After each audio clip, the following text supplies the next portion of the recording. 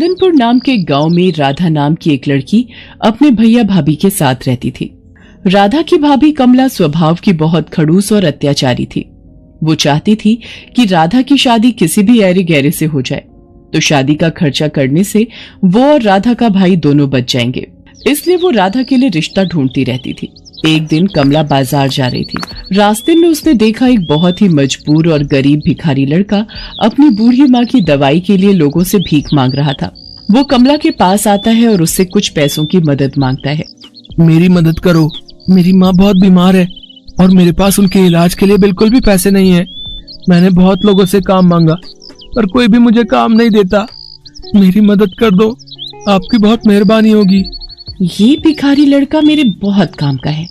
अगर मैं इस भिखारी से राधा की शादी कर दूं, तो हम उस आफत से छुटकारा पा लेंगे और हमें 1 रुपया भी राधा की शादी में लगाना नहीं पड़ेगा और हमारे सिर से बला टल जाएगी। फिर हम पति पत्नी आराम से रह सकेंगे। मैं तुम्हें पैसे दे सकती हूँ, पर तुम्हें मेरे लिए काम करना होगा। आप जो कहोगे मैं करूँगा, पर इस वक्त मेरी माँ के इलाज के लिए मुझे पैसे दे दो। कमला उस लड़के को कुछ पैसे दे देती है और घर आ जाती है। अगले दिन राधा का भाई योगेश काम पर जा रहा था। तभी वो योगेश से बोली, योगेश, मैंने अपनी राधा के लिए एक बहुत ही अच्छे लड़के का रिश्ता देखा है। अगर तुम हाँ कहो तो मैं उस लड़के को आज ही घर पर बुला लेती हूँ। पर कमला, लड़का कैसा है, क्या करता है, कैसा खानदान है? हमें ये सब भी तो देखना पड़ेगा कि नहीं?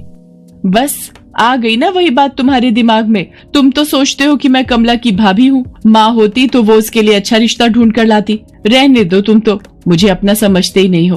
भला मैं अपनी राधा के लिए कोई गलत रिश्ता ढूंढ कर थोड़ी ना लाऊंगी। नहीं, मेरा मतलब वो नहीं था। अच्छा ठीक है, शाम को तुम लड़के को घर पर बुला लो, मैं जल्दी घर आ जाऊंगा। है कमला जिस लड़के को घर पर बुलाती है वो कोई और नहीं बल्कि वही भिखारी लड़का था जिसकी मदद उसने बाजार में की थी। उस लड़के का नाम सोहन था। ये सारी युक्ति कमला की ही थी।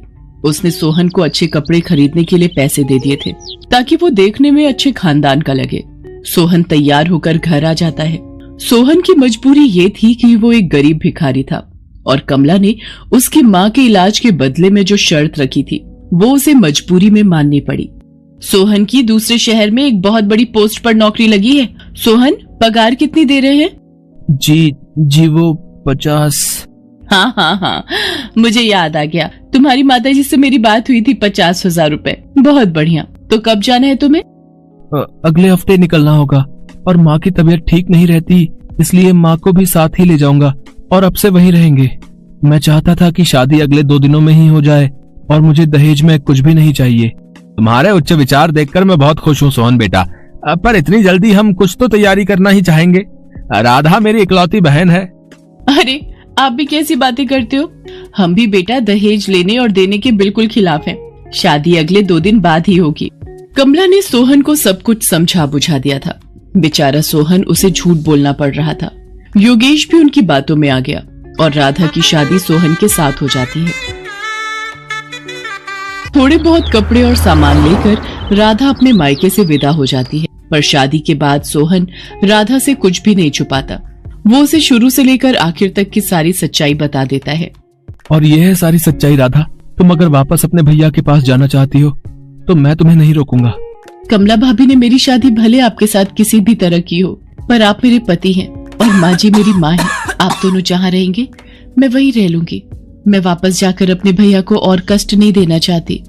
राधा सोहन और उसकी माँ के साथ दूसरे गांव के लिए चल पड़ती है। राधा के पास जो थोड़े बहुत पैसे थे वो खर्च हो गए। सोहन और राधा मिलकर गांव के पास ही एक झोपड़ी तैयार कर लेते हैं और राधा अपनी सास और सोहन के साथ उस झोपड़ी में रहने लगती है। सोहन के पास कोई काम नहीं था, इसलिए वो राधा के साथ मिलकर जंगल से लकड़ियां काट कर लाता था और उसी को बेचकर वे गुजारा करते थे। एक दिन सोहन और राधा जंगल में लकड़ियां काटने गए हुए थे। अचानक बहुत तेज मूसलाधार बारिश हो गई। वो दोनों कुछ देर जंगल में ही रुक गए।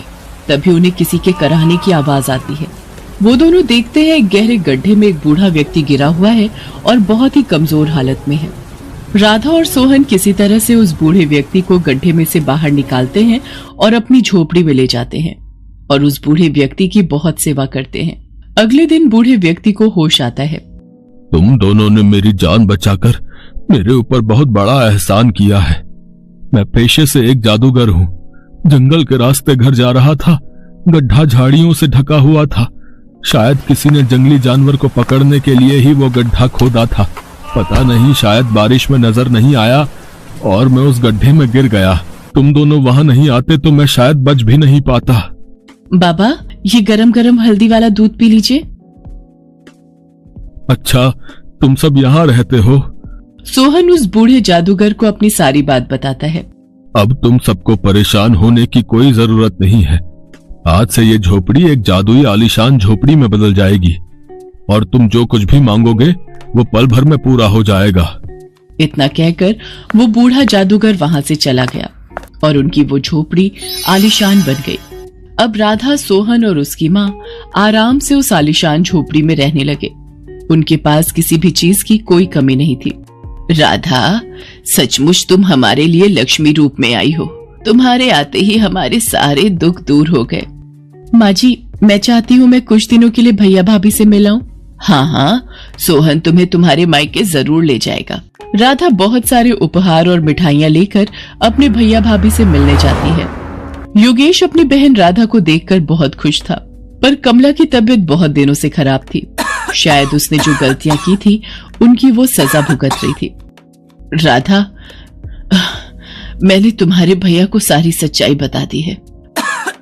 पता नहीं कैसी बीमारी लगी है कि ठीक होने में ही नहीं आ रही। मुझे माफ कर दो राधा। भाभी, ऐसा न कहो, आप बिल्कुल ठीक हो जाओगे। राधा वापस अपने घर जाती है। मेरी भाभी की बीमारी दूर हो जाए, ऐसी दवा मुझे मिल जाए।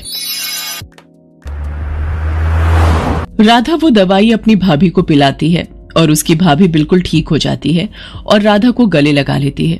उस दिन से राधा अपने परिवार के साथ खुशी खुशी जीवन बिताने लगती है।